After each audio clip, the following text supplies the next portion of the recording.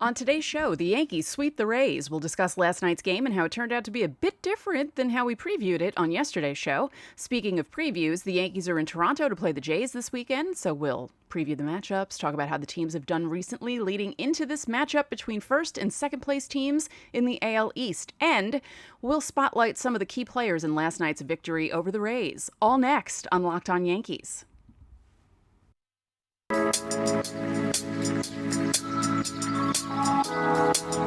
You are Locked On Yankees, your daily New York Yankees podcast. Part of the Locked On Podcast Network, your team every day.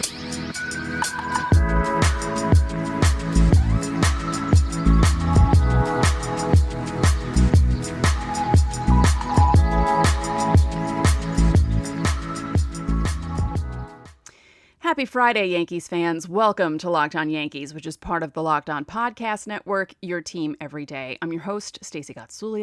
I've written for ESPN, The Hardball Times, and Baseball Prospectus, among other places, and I'm a lifelong Yankee fan. I'd like to thank you for making Locked On Yankees your first listen every day. We're free and available on all platforms, including Apple, Odyssey, Spotify, and Stitcher. We're also on YouTube, so please watch and subscribe to us if you can. Hit the like button and the notification button, that little bell. It'll tell you whenever the videos go live. And when you get into your car, you can tell your smart device to play podcast Locked On Yankees. It's fun being a Yankee fan right now. I have to admit it. As much as I'm afraid to get too excited about this team, how can you not be excited about this team and what they're doing right now? I say it every day. When one aspect of the team isn't quite performing the way they should, the other part picks them up. In last night's case, it was the pitching, picking up the offense, and keeping them in it long enough for them to end up winning the game. The hero of the game, Anthony Rizzo. He hit that one long fly ball, was it the fourth inning? And I thought to myself, he's seen the ball well tonight. Maybe something will happen. He gets the game-tying single in the sixth, and you're like, And then he hits the walk-off in the ninth. Thank you, by the way, Anthony, for sparing us from extra innings. We appreciate that. Not that the Yankees have done bad in extra innings this year. They've done pretty well, but I still don't like that rule, and I've mentioned it many times on this show. Yeah, I don't even know... I don't know how to explain what I'm feeling right now. 2004 really ruined me. I don't get confident until things are already over. Does that make sense? I don't trash talk before the fact. I don't celebrate my team doing well in April and May or even June. I wait until maybe August to get excited about when a team is doing well. Back in 2009, after the Yankees swept the Red Sox in that 4-game series at Yankee Stadium, I was at the Sunday night game when Damon and Tex went back-to-back. Victor Martinez hit the go-ahead home run in the top of the 8th, and then the Yankees came back in the bottom of the 8th and ended up winning the game. And I said to my brother that night, I said, they're winning the World Series. I could feel it. I could feel it in my gut. I know that they're going to do it. I don't feel that yet. It's too early. But I will say, at 47-16, the Yankees have matched the 1998 Yankees.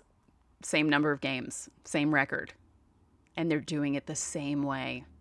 I really don't want to compare them to 98, but they're making it hard for me to do that because, as I said, when one aspect of the team is not doing so well, the other one will pick them up. If the pitchers aren't doing well, the offense will pick them up. If the offense is kind of sputtering, the pitchers will keep them in a game long enough for them to run into a ball, just like Anthony Rizzo did last night. Speaking of last night, Luis Severino was supposed to start. That's how I previewed the show yesterday. Then, after I uploaded the episode, I think it was maybe 10 minutes after the episode went up, they announced that Severino was going on the COVID list and that Clark Schmidt would be starting in his place. So both teams had a bullpen game. Now, the Yankees didn't use as much of their bullpen as Tampa did. Tampa used 7 pitchers, the Yankees only 4. That's all they needed. It was Clark Schmidt Amazing. Absolutely amazing what he did last night, stepping in at the last second to start the game. 3 innings, 1 hit, 1 walk, 5 strikeouts. Like what? Holy cow. And as I said, Rizzo was the offensive hero of the game.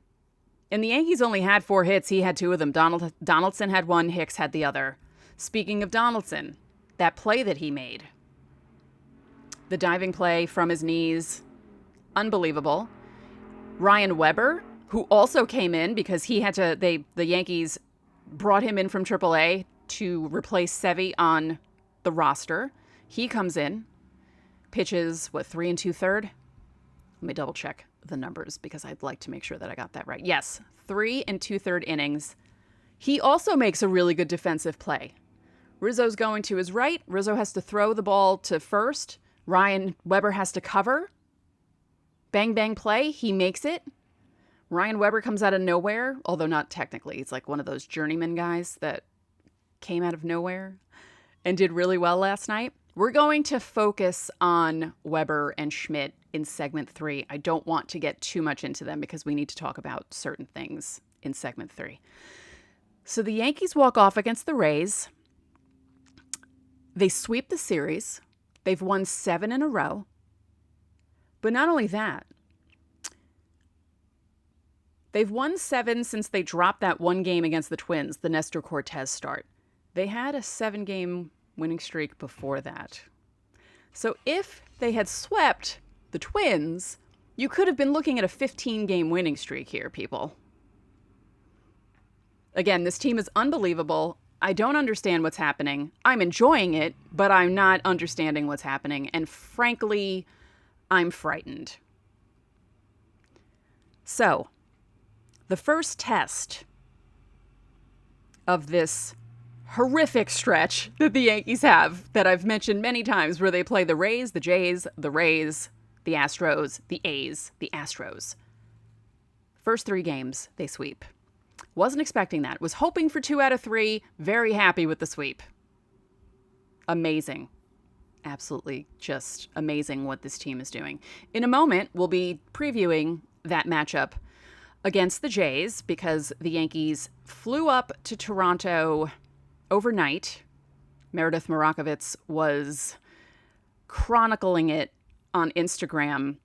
It took them a while to get there, but once they got there, it was okay. Like, the plane didn't take off on time, if I'm not mistaken, but it only takes an hour and a half to get to Toronto. So they got there all safe and sound. Everything is good. So in a moment, we'll preview that.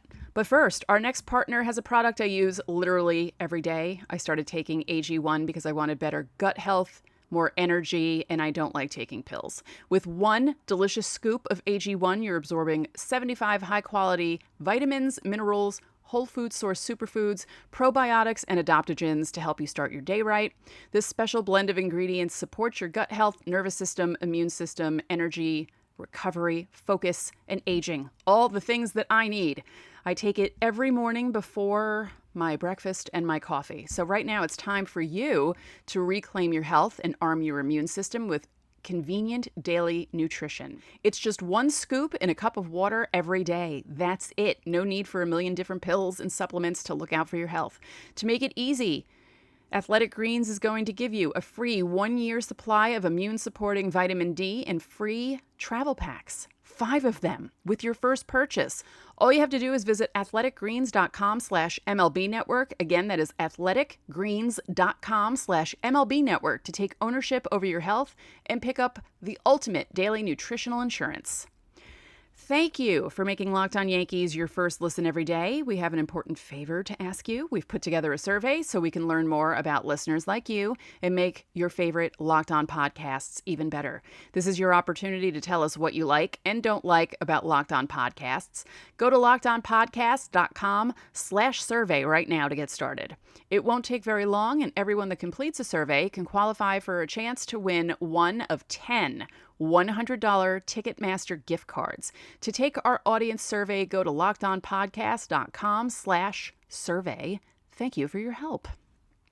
So, Yankees in Toronto for 3 games. Fun fact, when I saw the schedule last year, I was planning on being there for this series, and then it just didn't happen for me. What a bummer. What an absolute bummer. No, I'm kidding. It's fine that I'm here in New York watching it on TV instead. So the Yankees 47-16 heading into Rogers Center. The Jays just dropped 2 out of 3 to the Orioles. They lost 10-2 yesterday. Kevin Gausman got shelled. Kind of shocking. So they're 37-26. The Yankees have a good lead ahead of them in the AL East. And because the Yankees beat the Rays, that keeps the Rays away from the Jays in the standings. So tonight, it'll be Jordan Montgomery against Ross Stripling.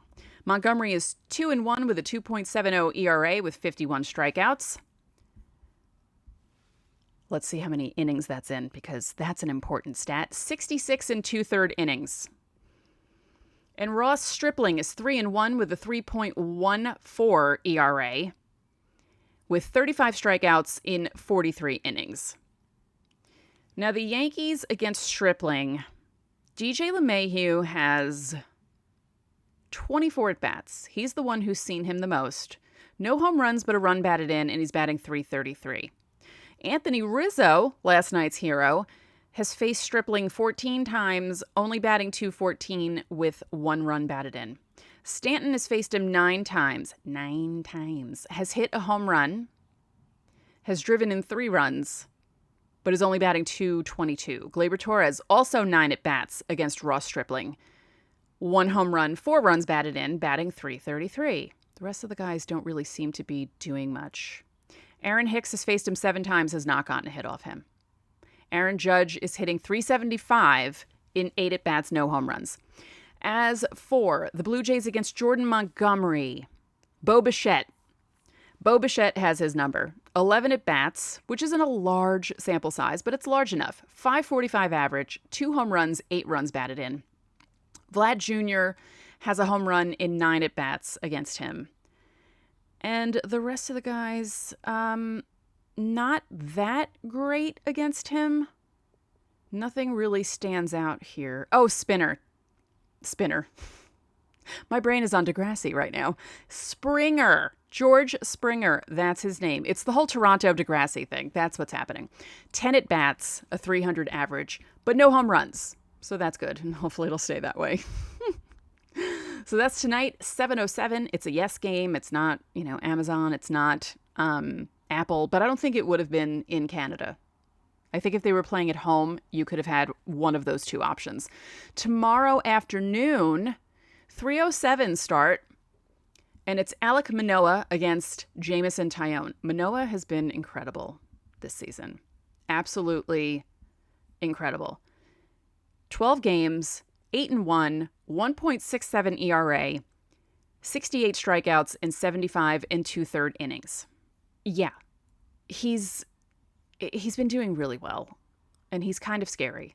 But I feel like if the Yankees, because the last time the Yankees faced them and he pitched, I believe, when was that? How long ago was that? May? Yeah, that was the beginning of May. Okay. On May 3rd, he pitched 6 innings, gave up the 1 run, the Judge home run.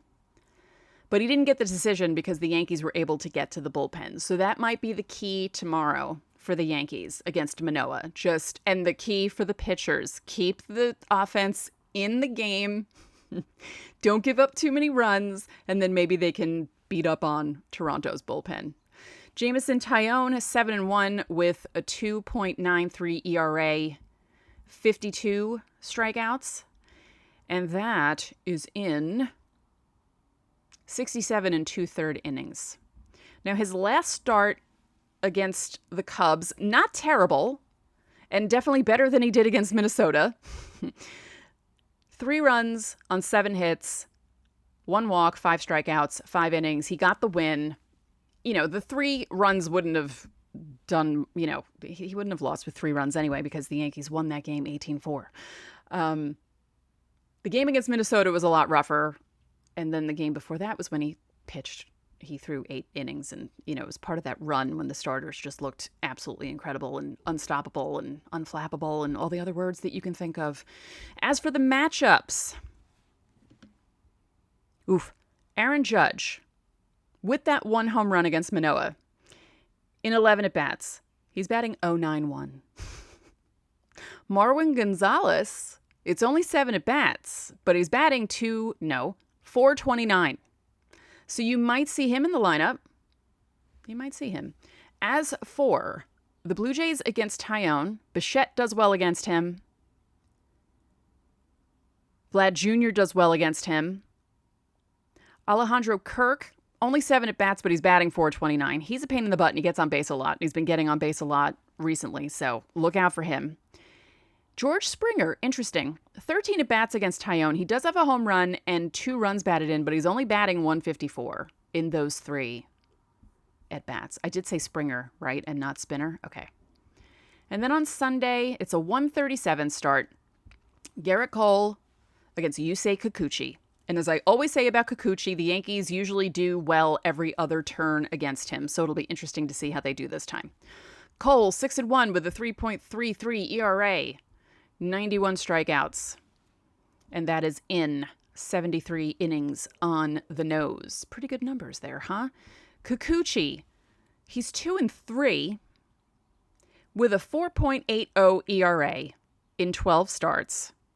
He has 56 strikeouts in 50 2/3 innings. Let's see. His last 3 decisions. He lost his last start against Baltimore earlier this week. He didn't pick up the decision against Kansas City, only pitched 2/3 of an inning, gave up 3 runs. And against Minnesota on June 3rd, 4 runs in 4 2/3 innings.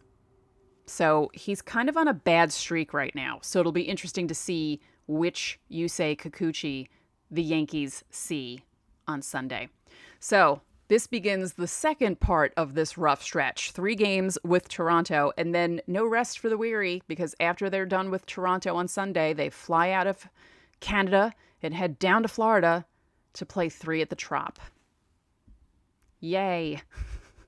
Everyone knows how much I love Tropicana Field, and that is definitely snarkiness, because I don't like Tropicana Field at all.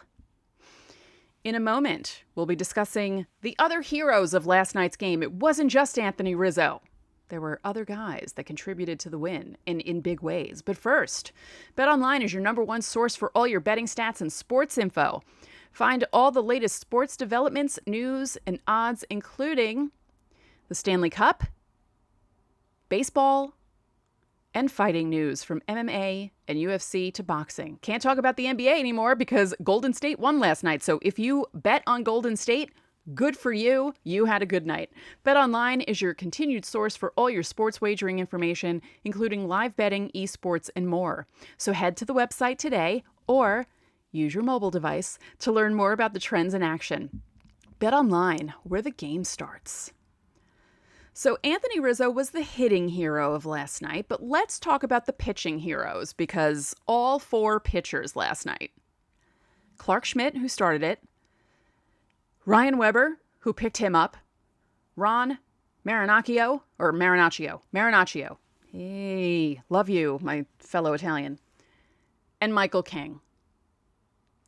They did what you wanted them to do. Again, Luis Severino was supposed to start and then was placed on the COVID list. By the way, he was taken off the COVID list, doesn't have it, tested negative. He's fine. He just wasn't feeling well, so he should be okay. So let's look at the numbers from last night, as I have 2 different computers open. I apologize. It's very high tech here at the Gotsulias residence. Now, what I will say, I mentioned Schmidt 3 innings, 1 hit, 1 walk, 5 strikeouts. Weber gave up the only run. Mejia. And it wasn't even like a bad home run. It was lucky. He was lucky it was a home run. It was the kind of home run that if a Yankee hit it, everyone would bitch about it. But because someone from the Rays hit it, it wasn't a big deal. That sort of thing. And other than that, Ryan Weber looked incredible. Only gave up 2 hits. Struck out 1. Was getting outs. I loved the movement on his pitches. I was having fun watching that. Marinaccio, 1 1/3 innings. And let me say, he started off iffy, which is understandable. He's a young guy, called up to the Yankees. It's a big deal. Him and JP Sears, right?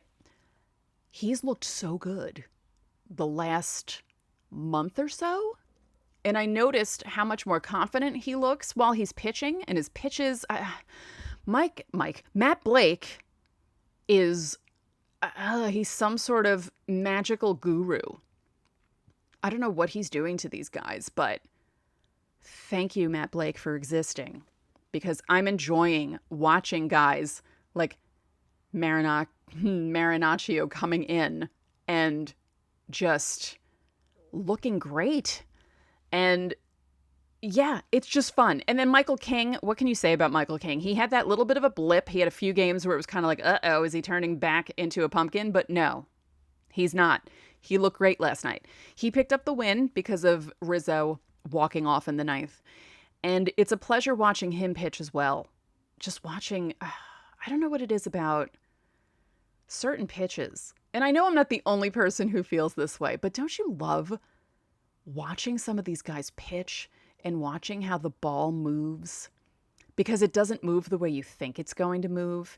A lot of times it looks like it's going to be a strike and then it just suddenly turns out to the side and the guy's just flailing away at it. I just enjoy that so much. I really do.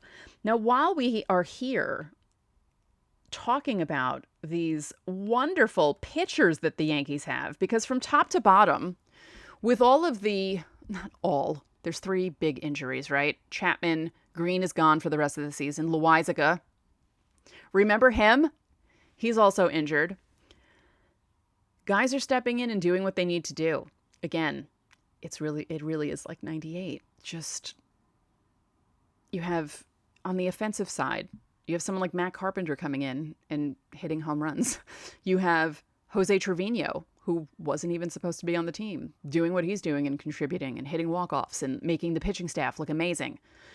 On the pitching side, you have Ryan Weber come up, do what he did last night. And as I said, he was sent back down or DFA'd because they put Sevy back on the roster because, again, not COVID. Thank goodness. He's fine. So you'll see him pitching again soon. Yeah, it's fun watching this team. It's still uncomfortable for me. It's probably not uncomfortable for a lot of you because a lot of you are a lot more fearless than I am. And, you're not scared to be happy about this team right now. I still am. As I said earlier in the show, I really was burned by 2004 because I was so cocky. But we all were. They were up 3-0. You don't expect them to lose. So yeah, that wounded me, really. So I don't like getting excited too soon. But it is fun watching. It's fun watching the games and thinking to yourself, they can win this. They'll probably win this at some point, eventually. And that's what happened last night. Again, thank you, Anthony Rizzo, for not making us have to sit through extra innings. And I'm sure his teammates appreciated that too, because as I said, they had to fly out to Toronto last night. So yeah, this is a fun team to watch. This stretch is important.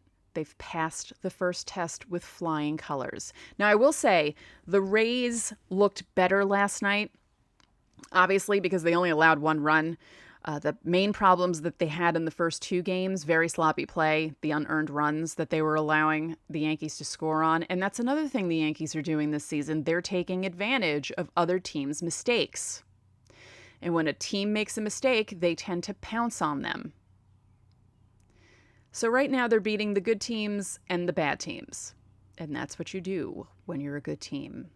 So to everyone who is complaining, oh, they're only beating up on bad teams. Well, they just swept the Rays out of the Bronx. And yes, I know, I've said it. They're not the Rays of 2020 or 2021, but they're still the Rays. They're still in 3rd place. They still have a chance to, get better and do better in the AL East. And it's not like they're playing the Orioles. No offense to the Orioles. They're, 20 games back, I believe. So yeah, 47-16 on June 17th, just like we all expected. So, the next show will be a recap of this weekend. Hopefully it'll be okay. And a preview of the series against the Rays, which starts on Monday. No rest for the weary, no off day. I believe they don't have an off day till July 4th. So it's not just the opponents that are rough for the Yankees. It's the fact that they're playing a bunch of games in a row again. So, yeah, this is going to be something. But it started off well. Thank goodness things are working out for them right now. So that's it for this episode of Locked On Yankees, which is part of the Locked On Podcast Network, your team every day. I'd like to remind you that you can listen to the show on Apple Podcasts, Google Podcasts, Odyssey, Spotify, Stitcher, or anywhere else you get your podcasts. You can watch and subscribe to us on YouTube. Again, like and comment. Hit the bell notification so you know when our videos go live. And when you get into your car, you can tell your smart device to play podcast Locked On Yankees. And speaking of playing podcasts, the first picks of the Ultimate NBA Mock Draft have been made. Search now for Ultimate NBA Mock Draft and get over 50 insiders, the Odyssey sports experts, and the draft experts of the Locked On NBA Big Board. The 5-episode Ultimate NBA Mock Draft is underway. So make the Ultimate NBA Mock Draft your second listen today. One more thing, if you could be so kind, please rate this podcast and spread the word about this podcast to your fellow Yankee fans. We would really appreciate it. So enjoy your weekend, and we will talk to you all Monday.